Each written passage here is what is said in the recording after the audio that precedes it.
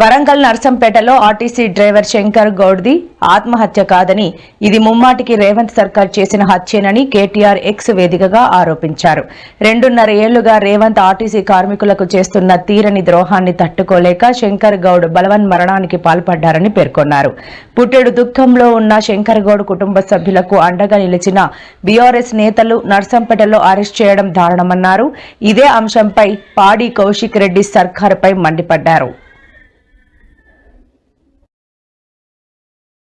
RTC కార్మికులు సమ్మె చేస్తున్నారు, వాళ్ళ గురించి మాట్లాడారా కేబినెట్ లో? ఏది ఉండదు అయ్యా. ఆర్టీసీ కార్మికులను కేసీఆర్ గారు గవర్నమెంట్ ఉద్యోగులుగా గుర్తిస్తూ కేబినెట్ నిర్ణయం తీసుకొని ప్రకటించాం. మేము ఎందుకు అమలు చేయట్లేదు? మరి మీరు అపాయింటెడ్ డే డిక్లేర్ చేస్తే చాలు. వాళ్ళకి రావాల్సిన పీఆర్సీ, వాళ్ళకి రావాల్సిన డిఏలు, వాళ్ళకి రావాల్సిన బకాయిలు అన్ని ఇస్తే చాలు. వాళ్ళు ఏం అడుగుతున్నారు? మీరు మేనిఫెస్టోలో పెట్టింది అడుగుతున్నారు. అదేం చర్చ చేయరా కేబినెట్ లో? మేము వారికి కూడా మా నైతిక మద్దతు ప్రకటిస్తా ఉన్నాం. ఆర్టీసీ కార్మికులు ఎవరైతే ఇవాళ ప్రభుత్వాన్ని మీరిచ్చిన హామీ నిలబెట్టుకోండి అని అడుగుతున్నారు, వాళ్ళు ఏం కొత్తగా అడగట్లేదు. వారికి కూడా మా పార్టీ తరఫున నైతిక మద్దతు ప్రకటిస్తున్నాం.